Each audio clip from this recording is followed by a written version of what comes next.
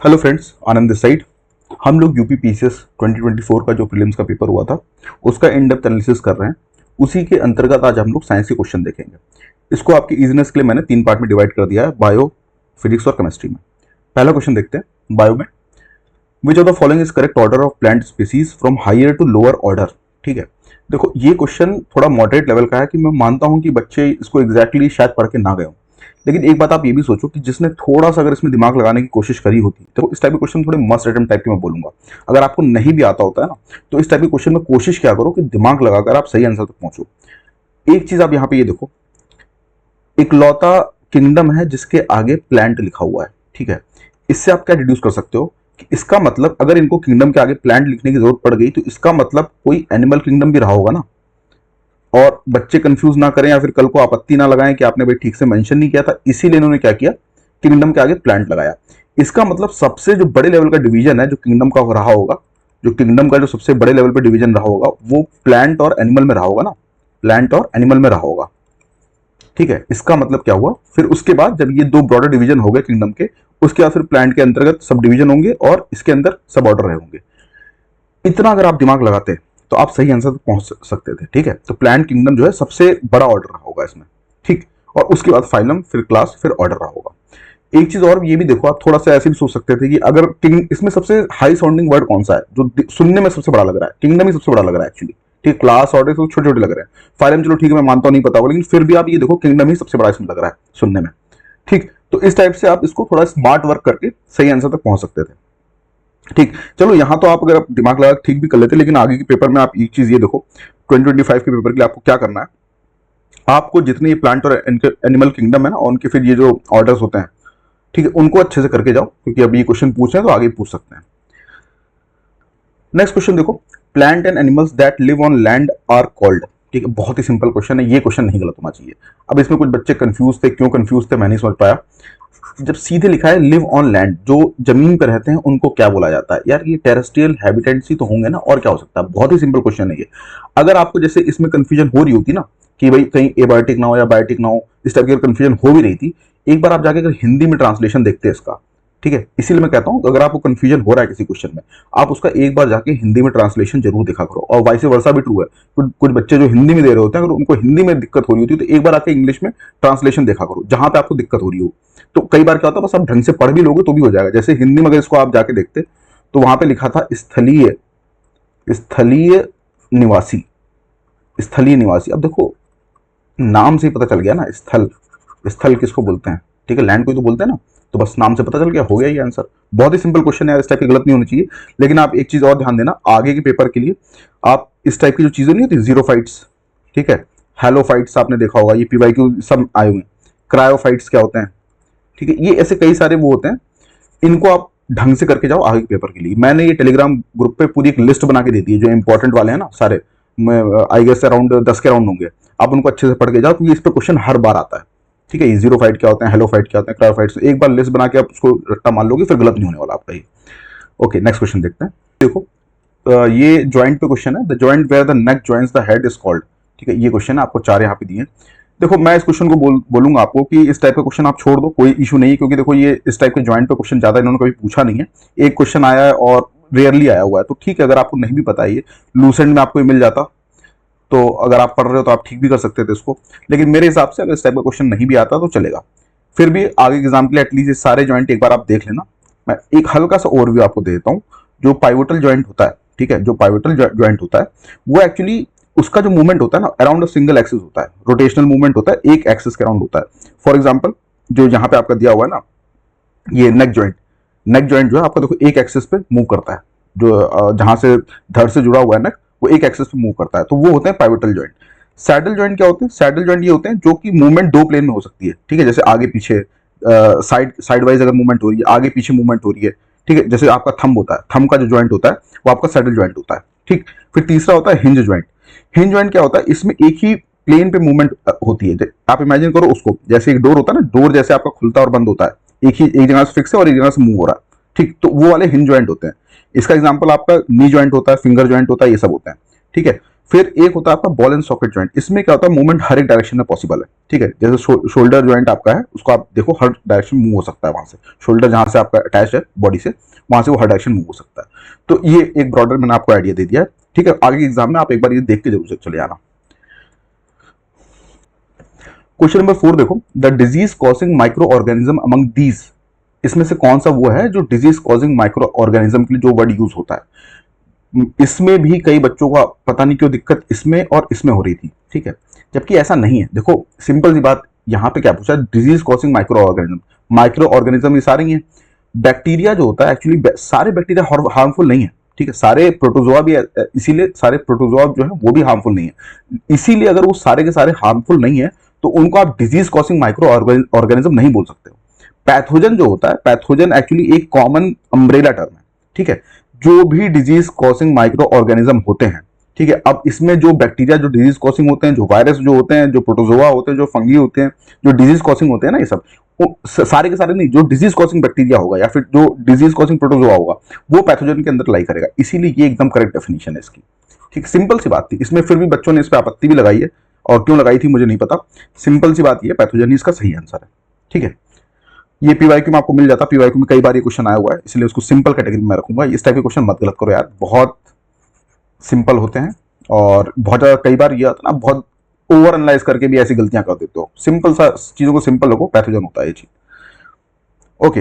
अगला क्वेश्चन है CPR stands for. CPR को आपको बताना था कि इसकी फुल फॉर्म क्या होती है। यार देखो कुछ चीजें जनरल नॉलेज वाली होती हैं। कितनी मूवी में आपने सीपीआर देते हुए लोगों को देखा होगा, ठीक है। जब कार्डियक अरेस्ट किसी को आ जाता है, ठीक है, ठीक है, या फिर कोई सांस लेना बंद कर देता है तो उस केस में सीपीआर दिया जाता है उसको। तो जैसे भी सीपीआर आपने अक्सर देखा होगा, ईईजी आपने सुना होगा, अक्सर ये सब वर्ड यूज होते हैं मूवीज वगैरह में, कितनी बार आपने ये सब चीजें देखी, ईसीजी देखा होगा। तो इनकी एटलीस्ट जब थोड़ा सा विजिलेंट रहा करो, जब ये चीजें दिख रही होती है ना, इनको थोड़ा जान लिया करो होते क्या एग्जैक्टली, ठीक। अब सीपीआर का सिंपल सी बात ये आपको मैंने बताया होता क्या ये।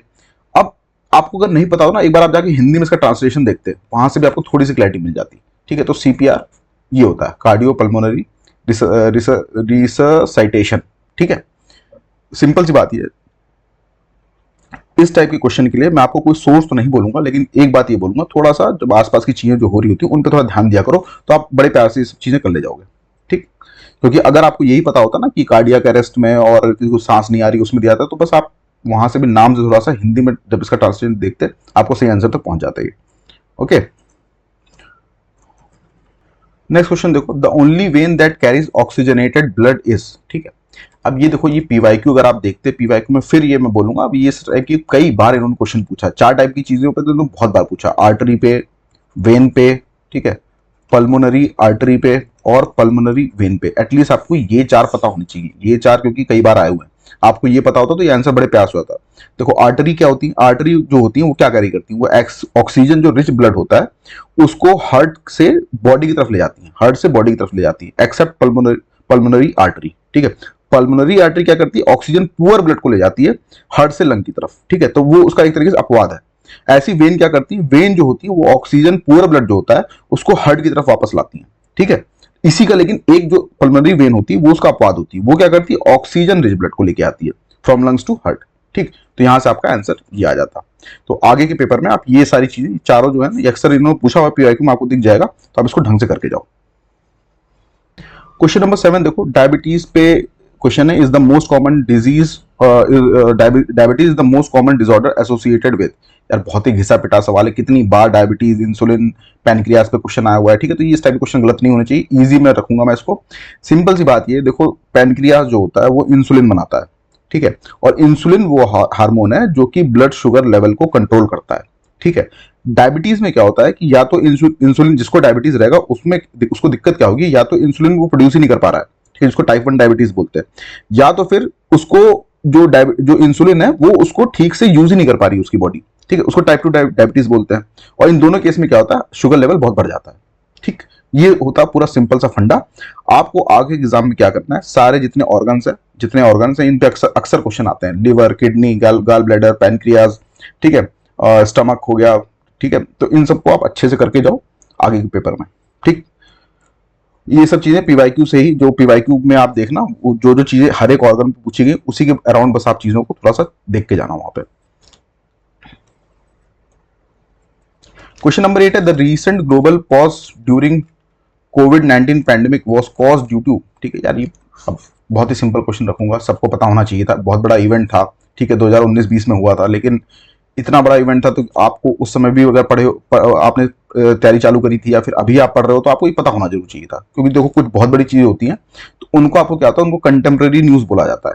जैसे अब रशिया यूक्रेन वॉर है, स्टार्ट बहुत पहले हो चुकी थी, लेकिन आप वो हमेशा न्यूज में रहेंगी क्योंकि बहुत बड़ी चीज हो जाती है वो। ऐसे ही आपका इसराइल पैलेस्टीन जो कॉन्फ्लिक्ट चलता ही आ रहा है वो, ठीक है। तो इन सबको आपको एक जो इस टाइप की जो न्यूज होती है ना, कंटेम्प्रेरी न्यूज जो होती है, जो बड़े लेवल की न्यूज है, जो पिछले 4-5 साल में चलती चली जा रही है, उनके बारे में थोड़ा एक आपको आइडिया होना चाहिए। तो ये क्वेश्चन आपका ऐसे हो जाता है, SARS-CoV-2 बोलते हैं उसको, ठीक। क्वेश्चन नंबर 9 है विच of the following statement is not true. अच्छे से ढंग से पढ़ा करो, नॉट ट्रू लिखा है यहाँ पे, 4 स्टेटमेंट दिए। देखो इसमें मैं आपको बोलूंगा, आप कई बार क्या होता है, अगर सीधे आपको ये चीज देख के नहीं भी समझ में आ रही ना, तो आप बाकी ऑप्शन देखो, वहां से एलिमिनेट करते हुए पहुंच सकते थे इस क्वेश्चन में। सिंपल सी बात ये होती है, जो क्रोमोजोम होते हैं, क्रोमोजोम होते हैं वो डीएनए के बने होते हैं, ठीक। और डीएनए जो होते हैं, ठीक है, डीएनए का जो स्पेसिफिक पार्ट होता है उसको जीन बोलते हैं। डीएनए के स्पेसिफिक पार्ट को जीन बोलते हैं। ये एक ऑर्डर होता है, इतना आप कहीं पे लिख लो, ठीक। ये अगर आपको क्लैरिटी रहेगी तो इस टाइप के क्वेश्चन आपके कभी गलत नहीं होंगे। और आपको आगे के पेपर में ये डीएनए, जीन, क्रोमोजोम, इनको थोड़ा ढंग से देख के जाना है, क्योंकि इन पे क्वेश्चन आते हैं हर बार। बात यहाँ पे ये है, अब पहली बात देखो क्या कह रहा है, chromosomes are compose of DNA and protein. देखो मैंने आपको बताया ना, ठीक है, तो ये एकदम सही हो गया। Chromosome contain information for inheritance, simple, बिल्कुल सही बात है, जनरल स्टेटमेंट है, इंफॉर्मेशन इनहेरिटेंस की क्रोमोजोम में ही होती है, ठीक है। Functional segment of DNA is called gene. देखो डीएनए का एक जो सेगमेंट और पार्ट होता है वो जीन होता है, तो ये भी सही हो गया, ये भी सही हो गया, बस गलत हो गया ये ऐसा आपका ये आंसर आ जाता, ठीक। नेक्स्ट क्वेश्चन देखो, नेक्स्ट क्वेश्चन फिर बहुत ही घिसा पिटा सवाल है, कितनी बार ये विटामिन बी, सी, डी और इन पे क्वेश्चन पूछा गया, आपको मैच करना है, ठीक है। अब ये आपके गलत नहीं होने चाहिए, इस टाइप के सवाल बहुत ही सिंपल क्वेश्चन होते हैं, ठीक। विटामिन ए की कमी से क्या होता है, सबको ही पता है, ब्लाइंडनेस होती है, ठीक है। विटामिन बी की कमी से क्या होता है, बेरी होती है, ठीक है। विटामिन सी की कमी से क्या होता है, स्कर्वी होती है। विटामिन डी की कमी से रिकेट्स होता है। हो गया आंसर। सारे विटामिन के आपको इनफैक्ट आगे के पेपर में ध्यान देना, जितने विटामिन है उनके आपको साइंटिफिक नेम भी पता होने चाहिए, ठीक है। उसके साथ साथ डिजीज क्या क्या उनसे होती है, ये 2 बातें आप करके जाओ अच्छे से, vitamin A, B, C, D, E के, एटलीस्ट इनके करके जाओ। क्वेश्चन नंबर 11 देखो, कंसिडर द फॉलोइंग स्टेटमेंट। अब ये जनरल स्टेटमेंट है, अब इनको किसी पार्ट में क्या ही रखा जाए, लेकिन ये है कि इस टाइप के क्वेश्चन अब आप गलत भी नहीं करने चाहिए, क्योंकि बहुत ही सिंपल क्वेश्चन था, थोड़ा सा भी दिमाग लगाते आप तो ये हो जाना चाहिए था। Scientific investigation depends on commitment to practical ideas, बिल्कुल सही बात है, बहुत ही जनरल स्टेटमेंट है भाई। अगर प्रैक्टिकल चीज़ों पे साइंटिस्ट काम नहीं करेगा या उस पर अपने को डिवोट नहीं करेगा या फिर प्रैक्टिकल आइडियाज को प्रमोट नहीं करेगा तो उसकी इन्वेस्टिगेशन कैसे होगी, ठीक है। प्रैक्टिकल आइडियाज ही तो उसको आगे लेके जाएंगे, रूढ़ीवादी सोच रहेगी तो कहाँ से फिर वो आगे जाएगा। Honesty is particularly important in science, बिल्कुल सही बात है। अगर ऑनेस्टी साइंस में नहीं होगी तो ऑब्वियसली बात है ना, फिर एथिक्स में आपने पढ़ा होगा, साइंस विदाउट एथिक्स, तो वाली सब चीजें हो जाती हैं, ठीक है। एटम बम बनाएगा साइंटिस्ट, ठीक है, जो कि न्यूक्लियर पर्पस इलेक्ट्रिसिटी जनरेट के लिए यूज होना चाहिए था, लेकिन उसका यूज कहाँ हो रहा है, पता चल रहा है एटम बम बनाने में यूज हो रहा है, ठीक। तो इसीलिए ऑनेस्टी बहुत इंपॉर्टेंट है साइंस में, ठीक। तो ये दोनों बातें बहुत ही जनरल थी, ये आपको करेक्ट आंसर यही होता है। अब इसके लिए कोई सोर्स नहीं बता सकते, कुछ चीजें ऐसी होती हैं यहाँ पे आप बस आप अपना थोड़ा सा विजिलेंट होकर दिमाग लगाना होता है। ओके, फिजिक्स में आते हैं। इतने 11 सवाल बायो से थे, बाकी के फिजिक्स वाले सवाल देखते हैं। विच of the following correct relationship between Fahrenheit and Celsius degrees. देखो अब कुछ बच्चों को लगा होगा यार ये तो बड़ा खतरनाक फॉर्मूला वगैरह दे दिया, पता नहीं क्या है ये, ठीक है। पीवाईक्यू में आया हुआ है ये सवाल, कई बार आया हुआ है, तो जो बच्चे पीवाईक्यू लगा के जा रहे हैं उनको शायद एग्जैक्टली वो फॉर्मूला भी याद हो, ठीक है। लेकिन अगर आपको फॉर्मूला नहीं भी याद है, इतनी बात तो आपको एटलीस्ट पता होनी चाहिए थी कि 37 डिग्री सेल्सियस जो होता है वो किसके बराबर होता है, 98.6 डिग्री 98.6 फॉरेनहाइट के बराबर होता है, डिग्री नहीं होती, ठीक। ये बात तो पता होनी चाहिए ना एटलीस्ट, ये बॉडी टेम्परेचर है क्योंकि, ठीक है, ये ह्यूमन बॉडी टेम्परेचर सेल्सियस में है और ये किस में है, ये आपका फॉरेनहाइट में है। इतनी बात आपको पता होनी चाहिए थी। अब आपको क्या करना था, अगर आपको नहीं भी वो फॉर्मूला याद है, आप इसी में पुट कर देते, ठीक। जैसे 37 डिग्री यहाँ लिख देते और फिर ये देखते कि 37 डिग्री आ रहा है कि नहीं आ रहा है, यहाँ पे पुट करने पे जैसे आप 98 रखते हैं ना यहाँ पे 98 और फिर कैलकुलेट करके देखते, ये वाला आपका आता वहां पे, ठीक। इसी से आप ये पहुंचते कि 37 डिग्री इज इक्वल टू, ये जब पूरा कैलकुलेशन होता तो ये भी 37 डिग्री निकल के आता। जब आप यहाँ पे सॉरी फॉरेनहाइट में जब 98.6 फॉरेनहाइट यहाँ होता और यहाँ पे 37 डिग्री होता, तो 9/5 डिवाइड बाई 37 डिग्री सेल्सियस जब करते और प्लस 32 करते तो 98.6 निकल के आता, बस हो गया ये। तो यही होता है स्मार्ट वर्क। अब देख के डरना नहीं होता, इसलिए कई बार ऐसे सवाल आप थोड़ा ढंग से पढ़ो, कोशिश करो जो भी आप मैं इसलिए बार बार इम्फेसिस इस बात पे करता हूँ कि आपकी जो लिमिटेड नॉलेज है ना, वो बहुत ज़्यादा जरूरी होती है। उसका यूज करना आपको सीखना पड़ेगा पेपर निकालने के लिए, खास करके प्री और मेंस। खैर मेंस में भी जरूरत पड़ती है उस चीज़ की, तो प्री में भी आपको इक्विवेलेंटली जरूरत पड़ेगी अपनी लिमिटेड नॉलेज का यूज करने में। भाई कई बच्चे सीधे फॉर्मूला याद करके गए होंगे, सॉरी, जिसने नहीं भी याद किया होगा, अगर वो थोड़ा सा इतना दिमाग लगाता है वो सही आंसर तक पहुंच जाता। आगे के पेपर में आप ये सब थोड़ा ध्यान देख के जाना, इन सब की जो भी कन्वर्जन जो फॉर्मूले होते हैं, जैसे केल्विन का क्या होता है, केल्विन इज इक्वल टू, ये होता है सेल्सियस, सेल्सियस प्लस 273 डिग्री, ये होता है केल्विन का फॉर्मूला। ये इसका फॉर्मूला होता है फॉरेनहाइट और सेल्सियस के में कन्वर्जन का। ठीक है, तो याद कर लो अगर याद हो पाता है तो, और नहीं भी याद होता है तो आप ये क्वेश्चन ऐसे कर सकते थे। क्वेश्चन नंबर 13 है, बस covers the first half of. अब ये देखो ये क्वेश्चन क्या है यार, छोड़ो इसको। जो भाई बहुत अच्छा जिनका फिजिक्स और वो मैथ्स वैसे वो लोग कर सकते हैं, लेकिन नहीं है, अगर आपको नहीं आ रहा है तो बस चुपचाप छोड़ो। इसके लिए पढ़ने की जरूरत नहीं, क्योंकि इस टाइप का क्वेश्चन पूछा नहीं है यूपीपीसीएल ने। एक क्वेश्चन के लिए आप अब बैठ के इस टाइप की चीजें करने नहीं जाओगे। ठीक है, छोड़ दो इसको। ओके, क्वेश्चन नंबर 14 देखो, which one of the following groups have only input device. Input device देखो, कंप्यूटर में दो टाइप के डिवाइस होते हैं ना, इनपुट डिवाइस और आउटपुट डिवाइस, उस पर क्वेश्चन। अब देखो इसमें थोड़ा दिमाग लगा के भी आप कर सकते थे, अगर आपको नहीं भी याद होते ना इनपुट डिवाइस क्या होते हैं, आउटपुट, वैसे तमीज से तो अब याद करके जाना आगे के पेपर में, क्योंकि कंप्यूटर के देखो इन्होंने 2 सवाल पूछे हैं। अब ये ट्रेंड यहाँ पे थोड़ा चालू हुआ है, यूपीपीसीएस पूछने लग गया कंप्यूटर के सवाल भी, और उत्तराखंड पीसी में तो आते ही आते हैं, आपने देखे होंगे वो। तो इसलिए थोड़ा हल्का फुल्का एक information, broader at least computer related जो इन्फॉर्मेशन है वो सब थोड़ा पढ़ के जाना। ठीक है, बहुत डिटेल में जाने की जरूरत नहीं, लेकिन ब्रॉडर एक आपको आइडिया होना चाहिए, रैम क्या होता है, रोम क्या होता है, इनपुट डिवाइस आउटपुट डिवाइस क्या होते हैं। ठीक है, एएलयू वगैरह क्या होता है, तो वो सब थोड़ा देख लेना कहीं से। बात यहाँ पे आती है, अब इस क्वेश्चन में देखो थोड़ा दिमाग लगाते हो जाता है। ये देखो इतना तो देने का कोई मतलब ही नहीं था, पता नहीं इन लोगों ने क्यों दे रखा है ये तो सब में ही कॉमन हो गया। ठीक, अब बात आती है इस पे, जो भी जंग थी वो इस पे थी। सिंपल सी बात है, देखो इनपुट डिवाइस और आउटपुट डिवाइस क्या होते हैं। इनपुट डिवाइस जो होता है कि वो डिवाइस यूज होता है आपको जब कंप्यूटर को बोलना होता है कि भाई ये काम करके दो। ठीक है, तो उसमें जो भी डिवाइस यूज होता है वो इनपुट डिवाइस होता है, और आउटपुट डिवाइस क्या होता है, वो हमें रिजल्ट देता है। ठीक है, कंप्यूटर उसको यूज करके हमें रिजल्ट देता है। ठीक, तो इनपुट से क्या होता है, आप कंप्यूटर के अंदर इंफॉर्मेशन फीड कर रहे हो एक तरीके से, और आउटपुट में क्या हो रहा है, कंप्यूटर हमें इंफॉर्मेशन दे रहा है वापस। ठीक, तो ये होता है इनपुट और आउटपुट डिवाइस। प्रिंटर को आप थोड़ा इमेजिन करके देखो, प्रिंटर में क्या होता है, प्रिंटर में मशीन से चीज बाहर निकल के आ रही है ना आपके पास। ठीक है, जो पेजेस हैं वो निकल के बाहर आ रहे हैं, तो ये इनपुट डिवाइस कैसे होता है, ये तो आउटपुट डिवाइस होगा ना। ऐसी प्रोजेक्टर में देखो, प्रोजेक्टर में क्या हो रहा है, प्रोजेक्टर में कंप्यूटर स्क्रीन को प्रोजेक्ट कर रहा है बाहर की तरफ एक बड़ी स्क्रीन पे। ठीक, तो प्रोजेक्टर भी एक तरीके से आउटपुट डिवाइस हो गया। ऐसी मॉनिटर क्या हो रहा है, मॉनिटर में क्या हो रहा है, जो भी कंप्यूटर में आपने इंफॉर्मेशन दी वो आपको डिस्प्ले कर रहा है सामने एक बोर्ड पे, तो ये भी हो गया आउटपुट डिवाइस। तो बचा सिर्फ स्कैनर। स्कैनर में अगर आप ये सब नहीं भी देखते, सिर्फ स्कैनर ही देखते, तो इमेजिन करके देखो स्कैनर में क्या हो रहा है, आप कंप्यूटर को एक आपने क्या किया, कंप्यूटर में एक फाइल डाली। ठीक, कंप्यूटर ने क्या किया, उस फाइल को पीडीएफ फॉर्मेट में कन्वर्ट कर दिया। ठीक है, पीडीएफ फॉर्मेट में, जेपीजी फॉर्मेट, जिसमें भी कन्वर्ट कर दिया। ठीक, तो एक तरीके से उसने क्या किया, वो एक तरीके से आपने इंफॉर्मेशन फीड करी है अंदर की तरफ। ठीक है, तो स्कैनर का काम इनपुट डिवाइस वाला हो रहा है। ठीक, तो इतना थोड़ा सा विजुअली इमेजिन करके सोचते तो भी आप सही आंसर तक पहुंच सकते थे, अगर आपको ये सब पढ़ के नहीं भी गए होते ढंग से। ठीक है, क्योंकि इनपुट और आउटपुट नाम से भी पता चल रहा है क्या होता है। ठीक है, तो आगे के पेपर में थोड़ा सा कंप्यूटर पर आप देख के जाना, क्योंकि क्वेश्चन आ रहे हैं, 2 क्वेश्चन आए तो ठीक है, इसको एक बार देख लो अच्छे से, हो सकता है अगली बार ज्यादा ही पूछ लें।